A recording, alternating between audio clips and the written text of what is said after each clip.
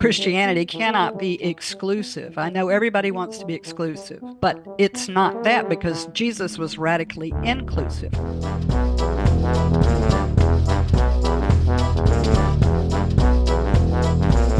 You're listening to Good Faith Weekly. I'm Mitch Randall. And I'm Missy Randall. We're here each week exploring the intersection of faith and culture. We find people who stand up, speak out, and step forward for inclusion, freedom, and justice for all. It's time for Good Faith Weekly. Brought to you by Good Faith Media.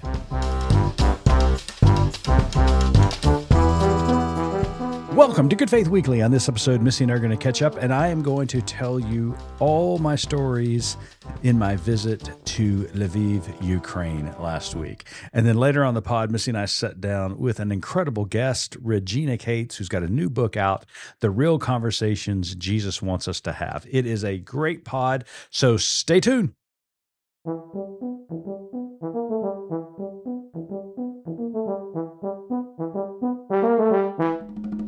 Hello there, Missy. Hey, how are you? I am great. How are you? Wow. That's a little too much energy for me right now. Well, I'm kind of still riding the high of travel these days. I guess so. I am sitting here so hopeful for a good night's sleep. Now that you are home, we are actually in the same physical space, and I don't have to worry about all the murderers in our backyard anymore now that you're home at night. I was never worried because I knew I had slid a little money under the table, and Kat was taking care of Kat was the perimeter. Care of the perimeter. Yeah. Okay, I understand now. No, yes, this is the first time we've recorded in the same space. It's in been a couple while. Of weeks. Yeah, absolutely. Crazy, but yes, I'm exhausted. I do not sleep when you're gone, and so yes, I'm very tired. We're gonna try to get through this episode though. As those who followed along on any mode of communication, Yes. including this one, know you have been in Ukraine. You spent a couple of days in Poland, then you leapfrogged home and then went to DC. Yes, it has been a whirlwind. You are home. I am. So can I talk just for 30 seconds about what I did while you were gone, or is this going to be all about you? Well, it's going to be all about me, but go ahead. You're going to give me a few minutes. I'll give you 30 seconds. Okay. So I just have a funny story to tell. So while you were gone in Ukraine, and some people knew you were going, some people didn't. I got a phone call one Friday midday, late afternoon, from one of our board members. Very dedicated, very passionate. I know. Yes. Right. Who says, what is Mitch okay? Was asking questions about you being in Ukraine. And then he could hear some noise in the background. And he said, "Where are you?" And I just decided to be honest. Oh, no. I know, which is never the right answer. That's never, yeah, no. And I said, lie. I'm getting a pedicure. And he was like, so you're worried about your husband? It's like, you mean Mitch is in Ukraine reporting on war victims and all this, and you're getting a pedicure? I was like, but I have an event tonight. He's like, oh, so you've got an event tonight. What is that? And I was like, well, crap. A drag show. So pedicures and drag shows. So I am out on the front lines. You guys, but you know what? It is Pride Month. We are celebrating. I am a dedicated ally. There's an area here in Oklahoma City, the 39th Street District, that is a very amazing district. District. Lots of fun. Lots of LGBTQIA plus oriented businesses and things. And so, if some friends and I were going to go that evening for a show and take part in the celebration again. So we go there and have a fantastic time at this spoof show of Wicked, because Wicked. So jealous. I knew you were going. It was incredible. So much fun. Yeah. Because it was a mashup, right? It was like a mashup. Yeah, Wicked, but they brought in other songs. They did Prince, they did George Michael. It was so much fun. You had me at Prince. I know. I knew I would. In any case. But then after the show, it was late, but we're middle-aged women. That's being generous, maybe. I was going to say, well, you reminded me at 40 that I was middle-aged. And we had to walk a few blocks to get to a place where we could get an Uber because the streets were shut down. This is Pride and 39th Street in Oklahoma City. It's a big deal. So we start walking down there to get to the place where we can get an Uber, and we realize, oh my, at the main stage, there's this cover band doing 80s songs. Wow. I mean, wow, yeah. It's like 10:30, 11 o'clock at night. So we stop and we just had the best time just dancing and singing. I mean, it was George Michael, Cyndi Lauper, Madonna, Elton John. Oh my God. Prince. I mean, it was an incredible And experience. this is at 11 o'clock? Oh, by this time it's like midnight, right? I mean, by the time we listened to all this, it was amazing. So we're singing, we're dancing, we're having the best time. I mean, lots of terrible selfie videos that will never see the light of day, all the things. I was feeling so good about myself. I mean, Mitch, the band, they were wearing jams. Do you remember jams? I do remember jams. Okay. Those of you who don't know, Google jams 80s shorts. Yeah. And you'll figure it out. Feeling so good about this. And then the lead singer turns around and he has the biggest bald spot. Wah, wah, wah. It's like, girls, it's time to go. Well, he was, he was in the theme of the night. 80s. Uber. But I got home after 1 o'clock in the morning. Like, that Wow, hasn't happened. you. Anyways, it was so much fun. So that was the highlight of my time while you were in Ukraine. Yeah, well, there were air raids going on where I was. I'm so sorry. But so many people have been asking about your time there that we decided to kind of dedicate the opening segment to just you getting to talk a little bit. I know you've written about it, you've posted videos about it, but let's do a little behind the scenes, kind of like, I don't know, just some little tidbits, some little interesting points of your trip there. Because, to by choice go into a war zone, I mean, not something I would do, but definitely something you do. So talk to us a little bit about this trip. And I want you to start by telling us, how did you even get into Ukraine in the first place? Because the airspace is closed, I assume, to commercial flights. Well, yeah, I mean, let's back up just a little bit and just say why I wanted to go. Because I feel that this conflict and the invasion of Ukraine by Russia is extremely important for the entirety of Europe, as well as the entirety of the free world. Those who are really, dedicated to democracy as we know it. And so this was important. And I mean, what's going on over there, I've been keeping track of it for, longer than the full scale invasion that happened 3 years ago when Russia initially invaded Ukraine, or Crimea, I should say. And then, of course, 3 years ago, the full-blown invasion. So this was important for me to go. And when Paul Kroger, who we had on the show earlier this year. He's one of my kiddos. One of your kiddos. Way back in the day. I was his nanny. Who did such a great job telling us about what was going on over there at the 3-year anniversary of the invasion. When he invited me to come over, I just jumped at the chance. I knew I needed to go and experience this. So that's why I was there. But it was, I mean, from the get-go, even in booking your flights, you're reminded that this country is at war because you cannot fly into Ukraine because Ukrainian airspace is closed. So I had to fly into Krakow, Poland, and then get into a taxi in Krakow and drive to the border. And then on the other side of the border, another taxi was going to meet me and then drive me over to Lviv. So how did you get across that border? This is the story. And this was really interesting. And for those who are asking how I don't know this, my go-to when there's a moment of like this intense stress, I shut down completely. Yes. This has been the case for our entirety of our marriage. I didn't ask questions. I told you have to book these flights. I can't do it. I had no idea. Just tell me when it's over. So I'm learning about this as well. Yeah. So I'm asking you, like, how did you get over the actual border? Yeah. So we get to the border. The taxi driver lets me out. I've got some crates because I got camera equipment there. And so I began to pull these crates up to the customs on the Polish side of things. And I mean, it's so Eastern Europe because it is cobblestones and so blah, blah, blah, blah, blah, blah, blah, Do that again. What was that again? So how far, when he parks the car to drop you off and say, it's about 100 yards to a football field. Football field. Yeah. To get to the border patrol on the Polish side. With two at least 50-pound crates. Oh, yeah. Plus your luggage. Yeah. And you So, got to walk so this. I'm starting to walk, and he feels sorry for me. So he jumps out of the taxi. He says, "Let me help you. Let me help you." So we go to the taxi, and we go to the border crossing, and he's speaking Polish to the guards there. And there are two lines. One is for uh, the Ukrainian Polish side, and the other one is for the EU side. And so I don't know what he says, but he talks his way into letting me go through the EU side. He got you a fast He pass. got me a fast. He got you a fast pass into Ukraine. Yeah, he really did.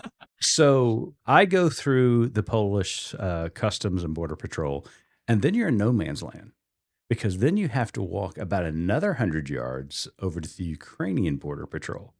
So I was on my own at this point. So This is terrifying. I mean, Terrifying. I'm telling you, if there were not bathrooms along the way, there's no way I could have completed this trek. None. So I'm lugging, these 250-pound crates, and again, blah, blah, blah, blah, blah. What? the cobblestones, and so I get to the Ukrainian side and go through the EU side because I just thought I'll just try this, see what happens, and they let me in, and I have to. They didn't X-ray my baggage going out of Poland, but they X-rayed it going into Ukraine.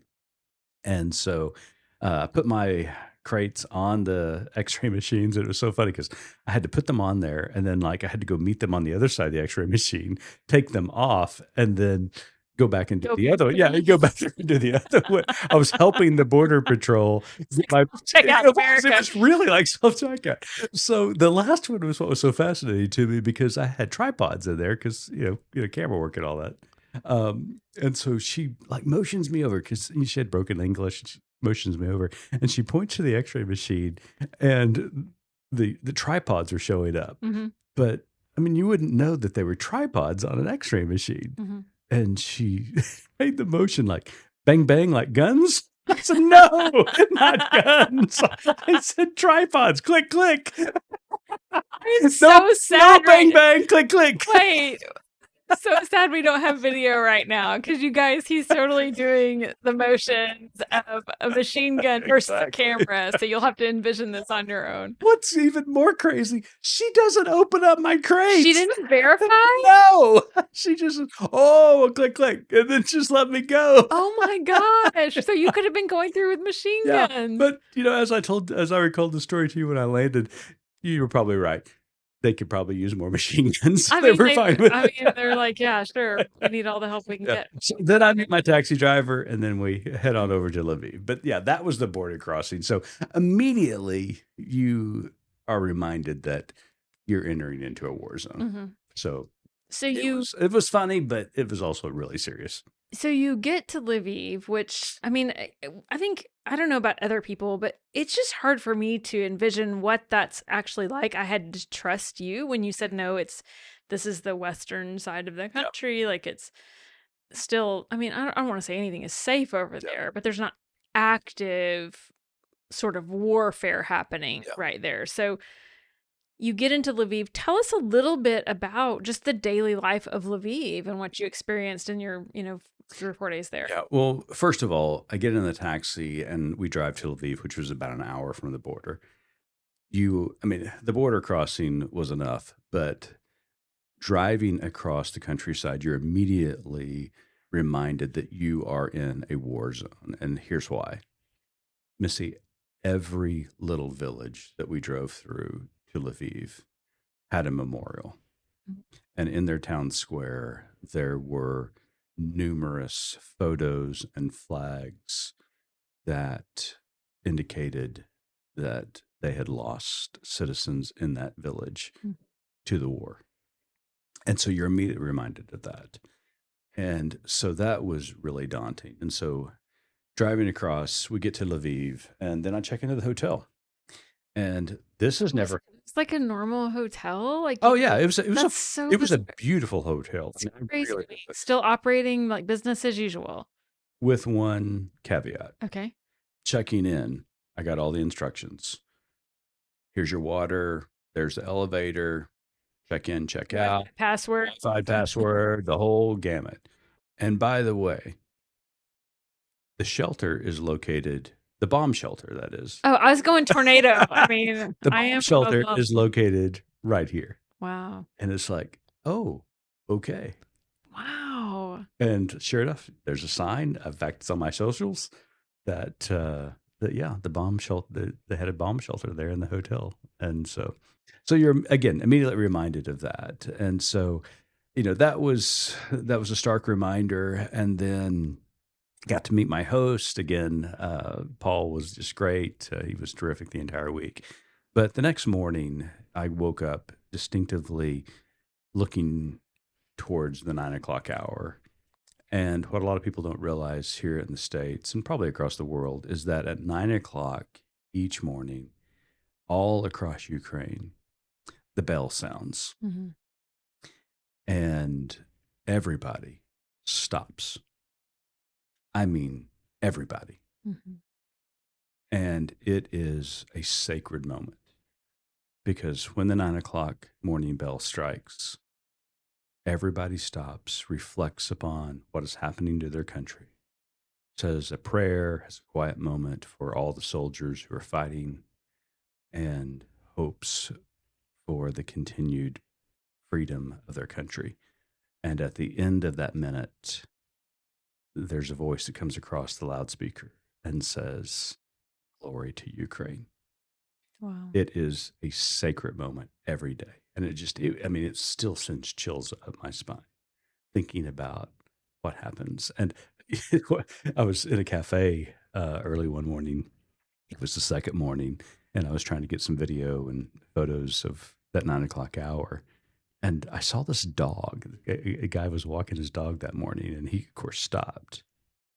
And the dog, after 3 years, knew exactly what to do Oh, wow. and sat right beside him and like looked in the direction of the Ukrainian flag because everybody looks at the flag. Wow. And it was just like, even the animals understand what's Even the going animals, even the rocks will cry out. on. I remember reading that somewhere. Yeah. And Yeah. So yeah, I mean, it was just really a poignant moment, and then Paul really wanted me to, and I really appreciate him taking me to this there in Lviv every day, and this is hard to get your mind around. Almost every day in Lviv, which is a major city, Mhm. third largest city in Ukraine. There's a funeral, and it's for a soldier. And in this particular instance, it was a funeral for two soldiers. Mm. And so we went down to the town square. We went to the church, which is Eastern Orthodox, where the funerals take place there in the town. In the town square, they put the pictures of those who are going to be remembered that day. What they did in this particular instance, it was an accountant and a mechanic, and they tell their stories. They tell who they were, where they served, what they did in their life, and how they died. And attending that service was something I will never forget because the caskets arrive at the square, and you can see about an hour and a half, 2 hours before the funeral begins, soldiers begin to show up on the square, and the families there, and but more and more soldiers just gather as the hour gets closer, and then they begin to form an honor guard. Mhm. And so the uh, the vans with the caskets pull up.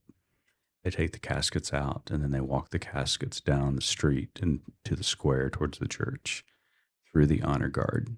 And I mean, it's just heartbreaking, inspirational, kind of, just because you see. I think you see the people come together, you see the Yes. community coming together for comfort and for Mm, peace, just for collective grief. yeah, absolutely. It's really powerful. And everybody turns off for it, and that's it's just mesmerizing to me. And this happens, and it's what Paul was telling me. This happens Every day. every day. And then walked into the church, and the church has got kind of a shrine there, and you can see pictures of it on our socials, um, of all the deceased since the invasion of Crimea, which was 12 years ago. And it was just heartbreaking to see. And then from the funeral, we went out to the cemetery, Mhm. and There's a local cemetery there, like every city has, every square has. But there was a makeshift cemetery, and that was outside of the normal cemetery. Mm-hmm. And it was of the deceased soldiers, those who were killed in action. And there were hundreds of graves there. Just from this just from this war. Wow. And I mean, it just takes your breath away because every one of them have Ukrainian flags. They have flags of whatever branch of the military that they served in. And what I really appreciated, every grave had a photo of the deceased soldier. Wow. And unlike here in America, they're buried underground, but then they have about a 2-foot rise on the grave. Mm-hmm. And so it's almost like a flower garden above the grave. Mm-hmm. And the families tend to it, or the community tends to it. Mm-hmm. And so every one of them is unique. Hmm. And then they have a bench. Every one of them. Every single grave has a bench. Every single grave has a bench next to it. So I walked down the aisles. You would see these young women, these old mothers, going to their gardens with their sons and husbands dead. And it was just heartbreaking. It just did not stop. It just continued. And there was just so many. And you begin to think to yourself, this is happening in every town, every village in this country. They did not ask for it. They have been invaded by a tyrant. Mm-hmm. And it was just so emotional. I mean, I just cannot explain what that was like. I don't even know how to follow up with another question. Yeah. That's really, really difficult to wrap your mind around. It is. When you talk about and you think about all of the people tending to those gardens, whether it's a spouse or a mother or a father or a child tending to those graves, and then you look to just what you said, does it always point back to one man's thirst for power? Yeah. And, and I say men, I know we try not to gender language anymore, but throughout history, it just is what it is. You just think this egomaniac has caused so much devastation, and it's hard to conceptualize. I mean, we get it politically, we get it socio-political elements of this, and we understand that he's an aggressor and that democracy is at stake. But then there's the human cost of this. Mm-hmm. You see it up close. That is what is so damning about this issue and this moment, that these young women, these mothers who have had to bury their children, their lives are never going to be the same. That I just couldn't get over that. And that's just one moment, because then 2 days later, I go to this other place that reminds me the cost of war. So tell us about that.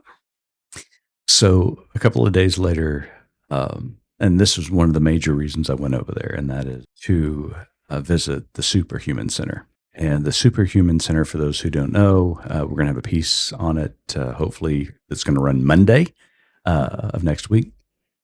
And it is a center where soldiers who have lost limbs due to bombings are sent to be fitted for, first of all, for reconstructive surgery, and then be fitted for prosthetics and then rehabilitation. See, outside of Lviv, Ukraine, this center has become one, if not the leading center in prosthetic care. Wow. It is amazing. And as soon as I walk through the door, I mean, you get this heavy sense of the cost of war. Already the funeral and the cemetery was weighing heavy. But then you see these living soldiers who have lost limbs because of missiles. Mm-hmm. We talk to soldiers. We talk to humanitarian workers who are being bombed, which is against every code of conduct known to man. Mm-hmm. I haven't told you this yet. There was a little boy there. Ukraine is now one of world's top countries that is suffering from buried mines because the Russians go in and bury mines. Children go out to play, step on a mine, get a leg blown off or an arm blown off.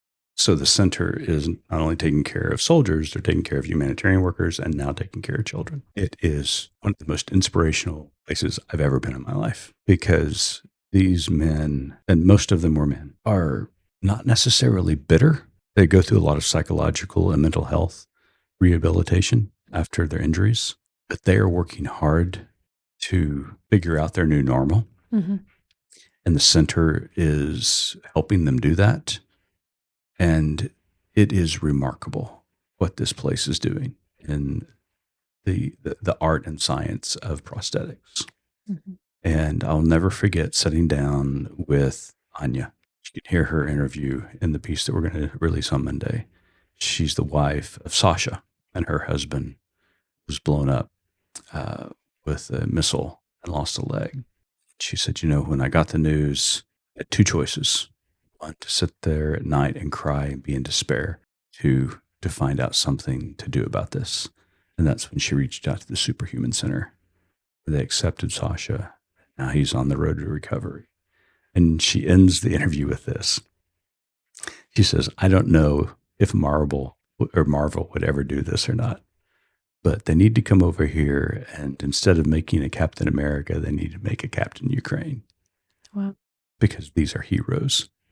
She was so right. What a powerful thing to see. Yeah. So I will never forget it. I am so glad I went.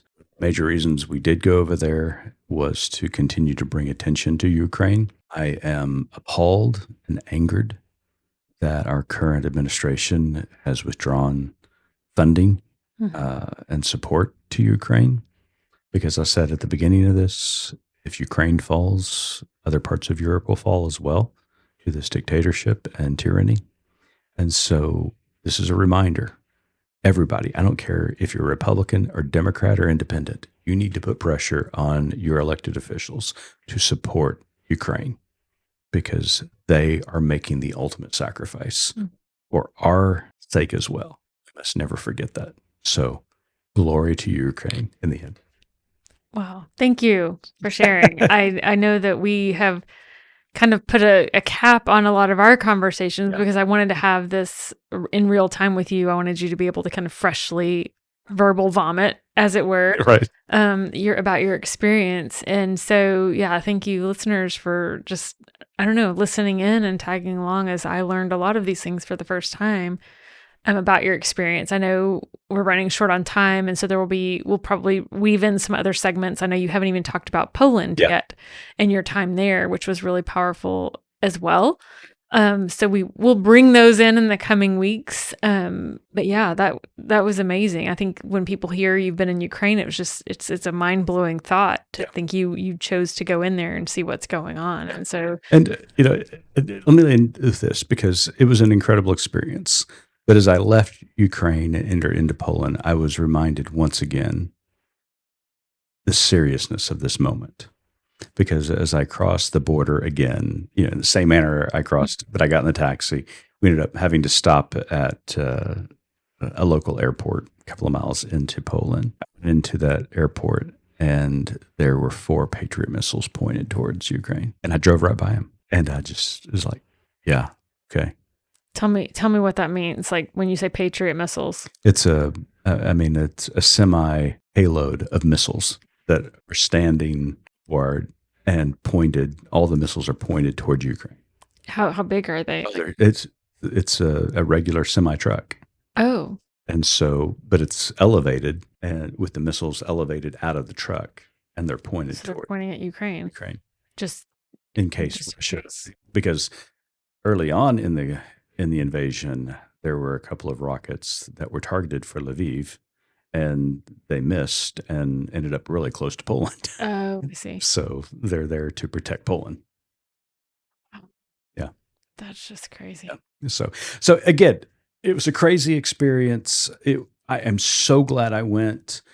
I would go again in a heartbeat. I know because I love the people there. It was just a remarkable experience. I didn't even tell you about the last day when the air raids went off. The air raid sirens went off. We'll have to save that for another episode. But it was a great experience, and I'm glad I went. And it's got so much more to tell. But we have a guest that we interviewed this week. We had such a wonderful guest. Regina Cates came on to talk to us about her book, which is The Real Conversations Jesus Wants Us to Have, Missy. right. And so, I mean, she does a great job of talking about kind of her upbringing as, she says, I knew I was gay from a very early age, but yet her, she grew up in the church, and I think, the daughter of a pastor, and so was able to kind of experience, I don't know any way to say it, but like, I don't know, the worst combination Right. Yeah. of what you might experience in that of being, taught that, oh, God loves you, but actually he doesn't love you, but nobody knew that anyways. So it's a wonderful book where she kind of, unpacks a lot of that. She does a great job of interweaving. We talked about this in the interview, interweaving her personal narrative with some deep theological questions. And so it's a great interview, great conversation we have, Regina. So stay tuned. We'll be right back with Regina Cates to talk about her new book, The Real Conversations Jesus Wants Us to Have. As a former college baseball player, I know firsthand the challenges athletes face. That's why we're proud to support Christian Athlete Circles, a ministry that is creating spaces and resources to accompany athletes on their faith journey, wherever they are. To learn more about Christian Athlete Circles, go to ChristianAthleteCircles.org.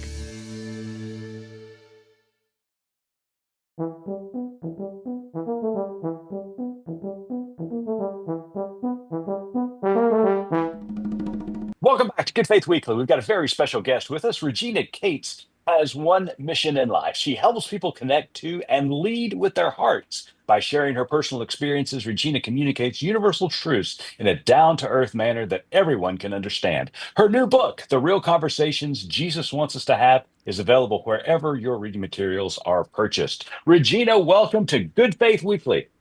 Thank you, Mitch. Very happy to be here with you today. So, Regina, I have a question, a little bit of a personal nature to kick us off with. First, congratulations on the book. It's wonderful. Within it, you deal quite a bit with your life story, as Mitch mentioned, and your experiences growing up, and quite frankly, with the Jesus you were introduced to, which is not unlike the one I was introduced to. And you say early on in the book, you said, I had to create a life of authenticity, self-respect, and love. I had to confront the fear, judgment, and contradictions I was exposed to in my religious experience that made no sense to my soul. And I have no sense to my soul double underlined, because that so perfectly encapsulated something I felt, as a kid when things weren't making sense. It's like, this doesn't make sense. So my question is, with the early experiences you had, like I said, the Jesus you were introduced to, why are you interested in still talking about that guy? Because it's just something that you think about it, and it's like, why are you bringing him in? Why are you inviting him back into the conversation, I guess, when you're describing the things you were taught? Missy, first of all, hi, Missy. It's nice to meet you. You'd be surprised how many times I've been asked that question. It's like, why should you care anymore? Because in the environment in which I was raised, I was told that I was going to hell. I had no choice, the whole thing.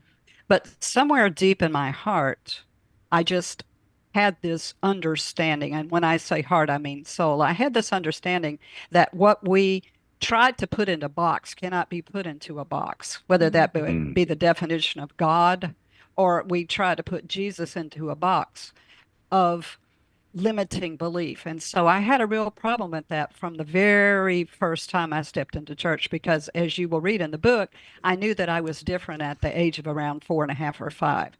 And so when you're sitting there with a different perspective, and you're different from everybody else that's around you, you're going to start questioning. At least I did. And I'm a weird person. So that's, it's just strange. I was that incorrigible child in Sunday school that said, but what if, but what if, but what if? And that's probably the reason, Missy, is that I knew that what I was hearing was not correct. If you were aligned with our soul, that I believe can be the manifestation of pure love.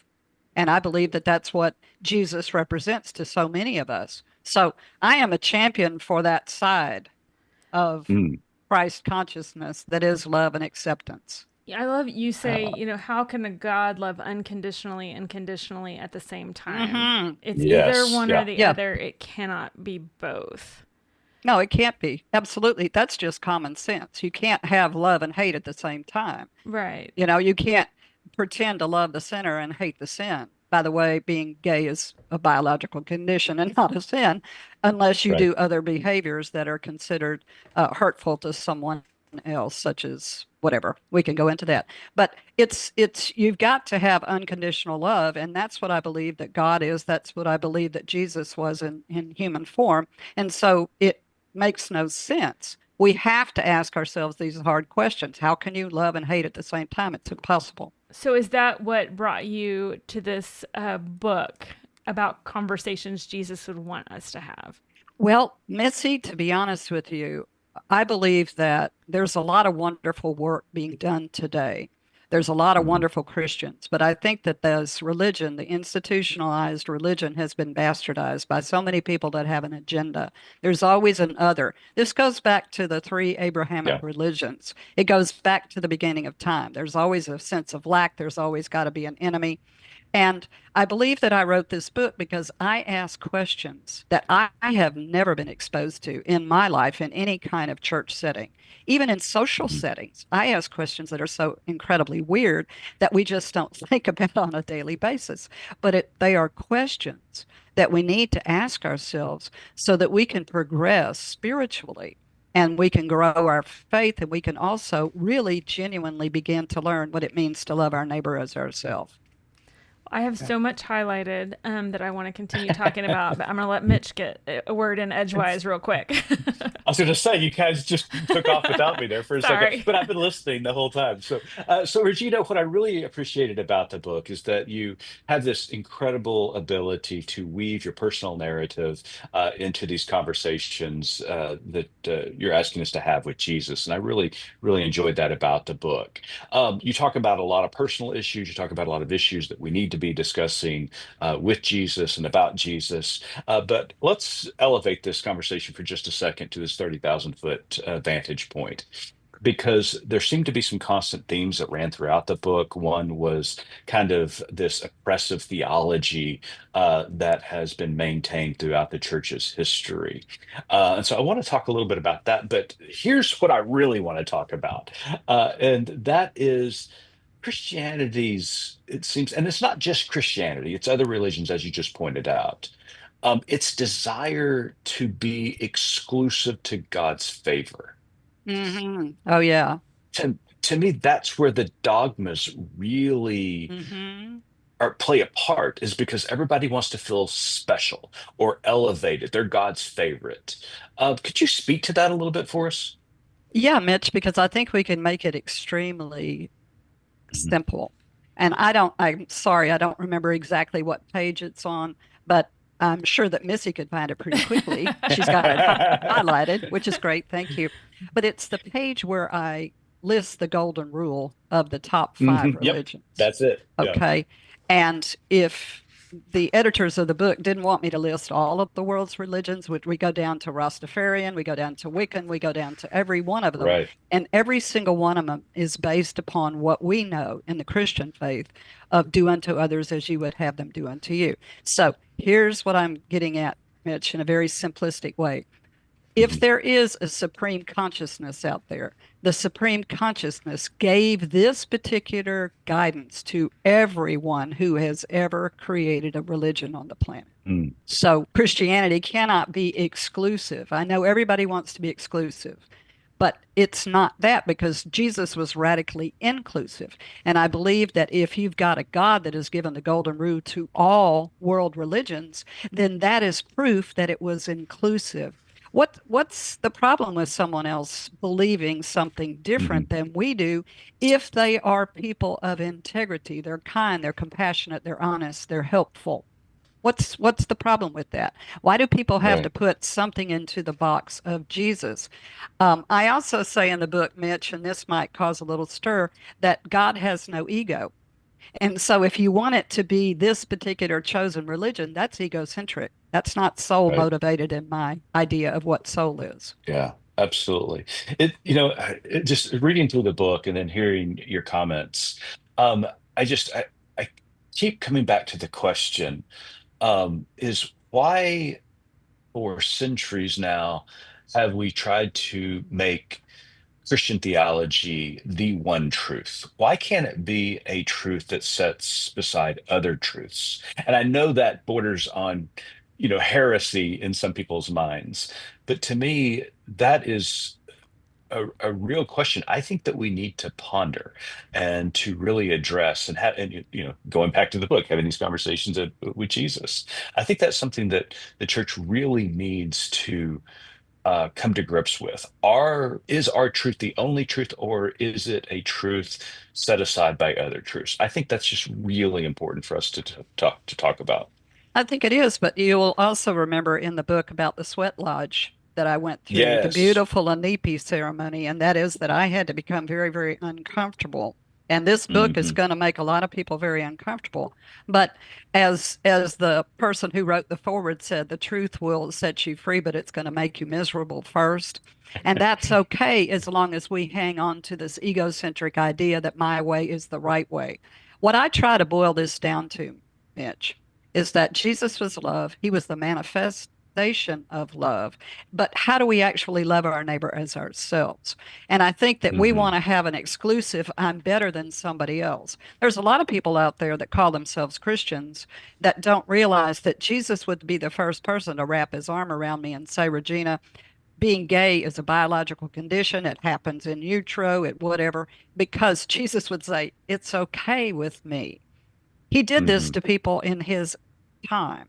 And so we need to understand that as long as we have this idea that Christianity has to be it, we're going to continue to try to dominate. The other thing I want to say about that, Mitch, is that the Bible was written by human beings. It could be divinely inspired, but man's handprints are all over this. You've got four different versions of who Jesus was in Matthew, Mark, Luke, and John. You've got so many Hmm. contradictions.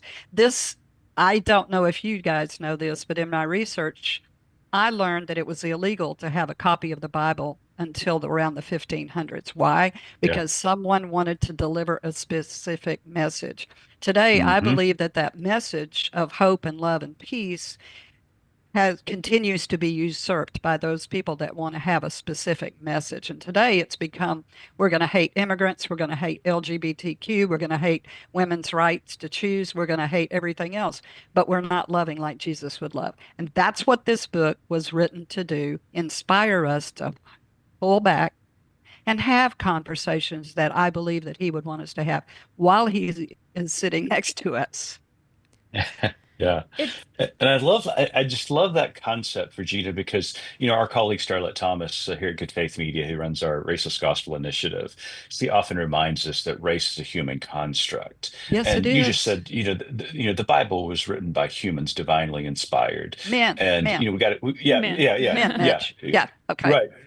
And so, religion in itself, I think we forget oftentimes that it is too a human construct. Yes. Um, and I love the fact that you just boil it down to love and whatever Hmm. religion you choose to follow. I particularly follow, the person of Jesus. Hmm. It boils down to love. And I love that concept and it runs throughout the entire book. Well, and one of the things that I would like for all of us to understand, and it took me a long time being gay, growing up in a church where you read the little turtle story. That's a ripper, Yeah, isn't it? yeah, Yeah. I've got that here to Yeah, talk that's about. I know. Okay. Growing up under this particular indoctrination, I tried to really understand what it meant to love myself first because I was yeah. told I had to love God, I had to love Jesus, I had to love my neighbor, but I didn't love myself. And until I Hmm. learned how to love and respect myself, I could never love and respect anybody else. I was still Yeah, angry at them. And yeah. so we really need to understand that I wrote this book and I wrote my first book, Lead with Your Heart, for the same purpose so that we can grasp what it actually means to love ourselves first so that we can love others well. And that is often left out in the teaching of the Great Commandment because it's built in there. Love your neighbor as you would love yourself. And we never That's talk about the correct. importance of loving yourself. So thanks for bringing that to our attention. Okay, let's pivot back then. I'm going off script here because you brought up the turtle story, which I have like a little asterisk here because that one was new to me. I had not heard that before. That was crazy. But you talk a lot in the beginning about being a child, and like you said, you knew you were gay, and you're like, okay, I know I'm gay. I know you're teaching me about this God, and I know he hates me, and I can't win. So, children around the world are innocent victims of generational religious indoctrination. And you do a great job of kind of weaving that into your story and making that point that, a child doesn't have a choice. And then you tell that child, oh, yes, but this God that we, believe in actually hates you. You're going to hell. Tell us about the turtle and tell us about how you came from that place to a place of, no, I have to have love for myself first. And at the end of the book, you kind of go into a little bit of that when you're talking about boundaries and things like this. So wrap this up for us real quick. No, not real quick, but Wow. I'm sorry. I'm sorry. I just totally went off script because I want you to tell the turtle story, basically. That's okay. We can try to work a small miracle here. Well, the turtle story is very important because it was an image that was given to me to express what these people in Sunday school thought was eternity. So a little turtle on the west coast or the east coast of the United States picks up a grain of sand in its beak and walks all the way over to the west coast, drops it off, picks up a little grain of sand from the west coast and walks all the way back to the east, does this for eternity. So as a little child, I felt sorry for the little turtle, and I was thinking, wow, this is a really long time because it's eternity. So that was one of the stories that was given to me to try, I guess, to convert me to being something that I was not. Okay. So that's the little turtle story. Now, why is it that I decided to love myself first? That was part of your question. Is that correct, Missy? Right. How do you get to a point where you say, okay, if this God that I'm being taught about is not going to love me, is not going to accept me? Well, I mean, did you kind of come to a conclusion that, well, all I can do then is love myself?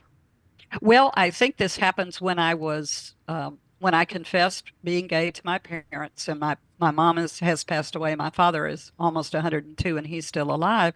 And Wow. they made the best decision they possibly could under the constructs. What they didn't know is they sent me to a physician who sexually molested me, and then they put me into a psychiatric unit. And it was to convert me or do whatever.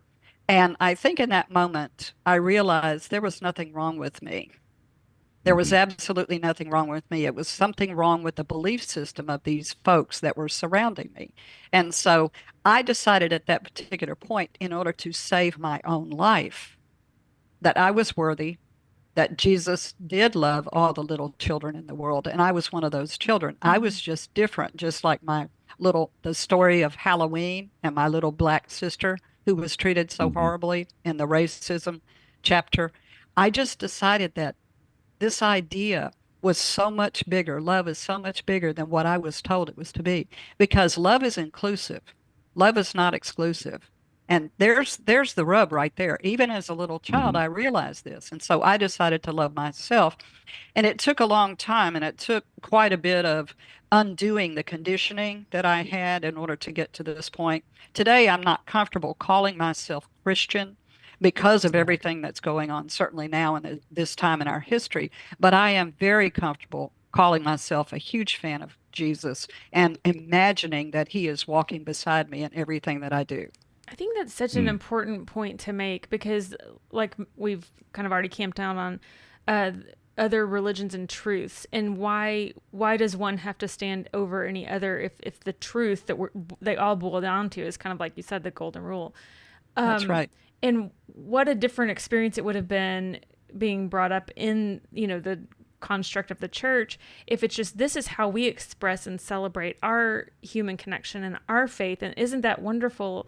And also, there's so much richness in ways that other communities express and, devote themselves to their faith. I mean, it just would have been a completely different experience. And I feel like that's probably what we should be working towards.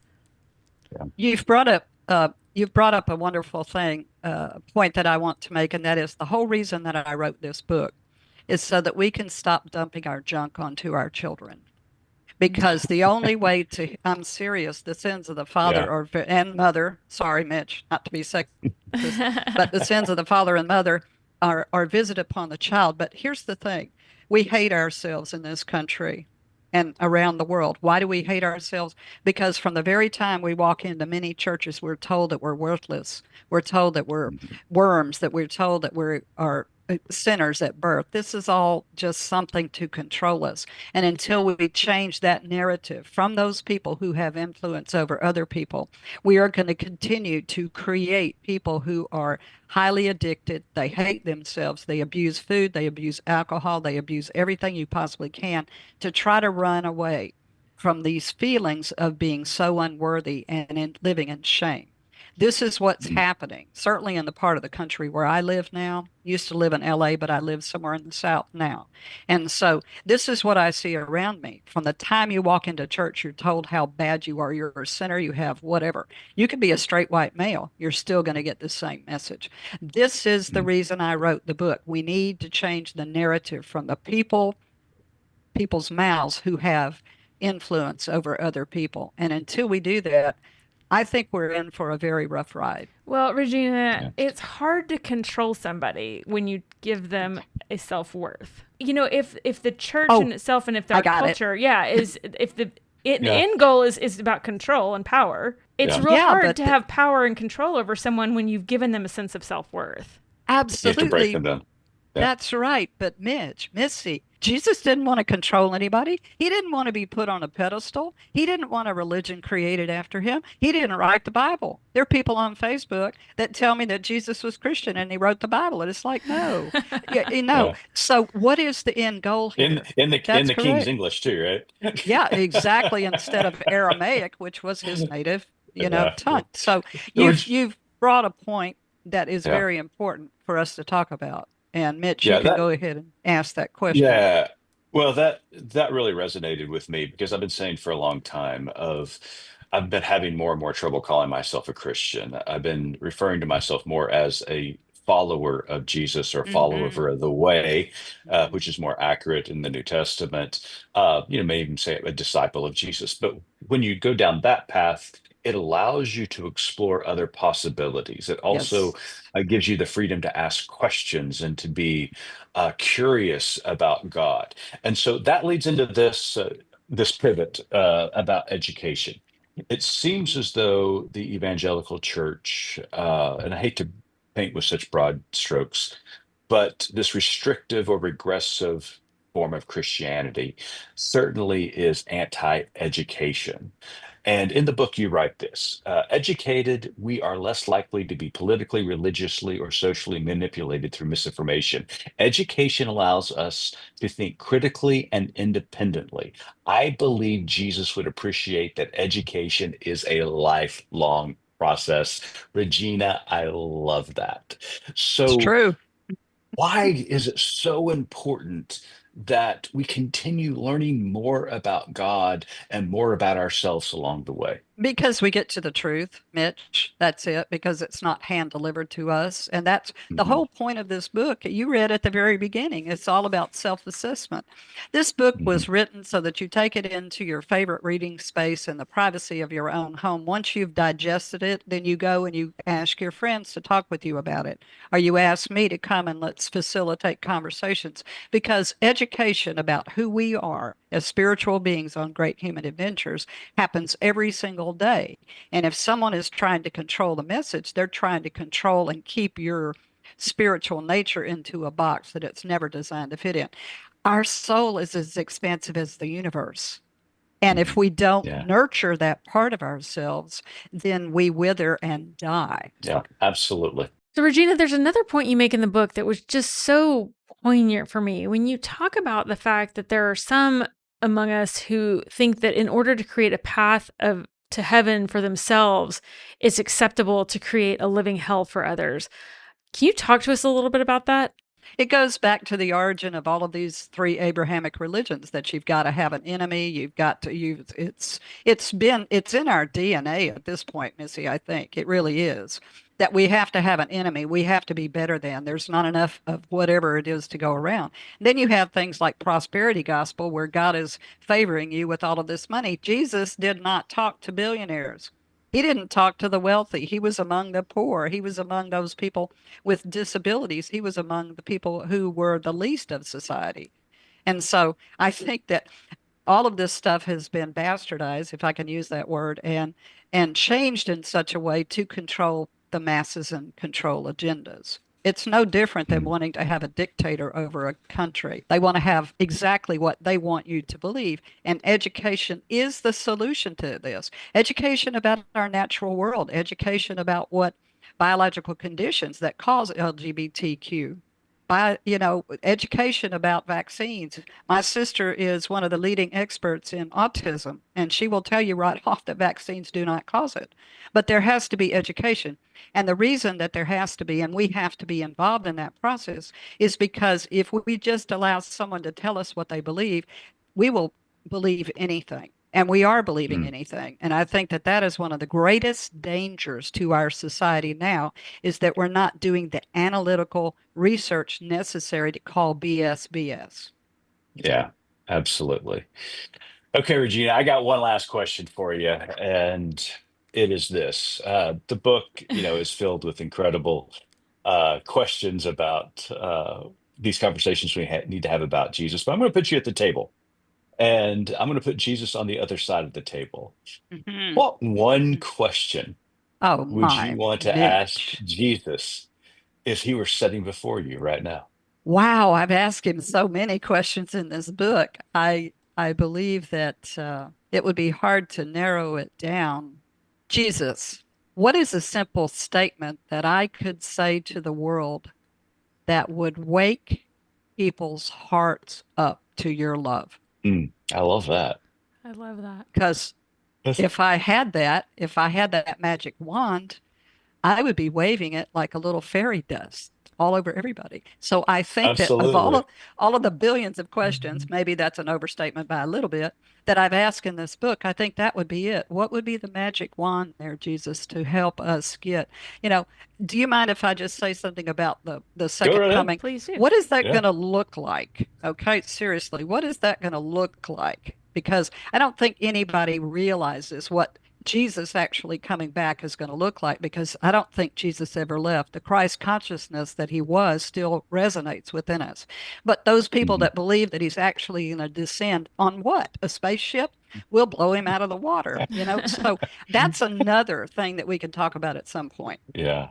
No, that is a great question. And it's always just kind of blown my mind. And even eschatology overall is one of these tools that you talk about in the book, that is utilized to control people Oh, and yeah. to Mhm. manipulate them into behaving like somebody with power wants you to behave. And so that's a whole different conversation that we could have. But Regina Cates, thank you so much for joining us this week on Good Faith Weekly. The book is titled The Real Conversations Jesus Wants Us to Have. It is available wherever you purchase your reading material. But Regina, before we let you go, we've got one last question to ask you, and Missy has the honor of asking it. So, Missy, take it away. So, Regina, as you know, our tagline at Good Faith Media is There's More to Tell. So, in light of your work and our conversation today, what is your more to tell? Love yourself first to love others well, and find those people who are being inspirations out in the world and follow them. Follow those people that have integrity. Follow those people that are not afraid to admit when they're wrong. Follow those people that are actually being examples of Jesus Christ consciousness, walking in love today. Love that. Beautiful. Beautiful. And Regina, where can our audience find more about your work? Well, I'm on Facebook, Regina V. Cates, that's Cates. I'm on Instagram, the same handle. My website is either Romancing Your Soul or reginavcates.com. And like you said, my books are available on Amazon or wherever you have books. I also have podcasts too. They're available Ah, Wow. from my awesome. website. Mhm. Awesome. Well, make certain that you check out Regina's website and go get the book right now. Make certain you purchase it because it is worth your time and investment. Regina, thank you so much for being with us this week. You're welcome back anytime. Oh, I'm going to hold you to that, Mitch. Thank you, Mitch, and thank you, Missy. It's been Thanks great so fun. much.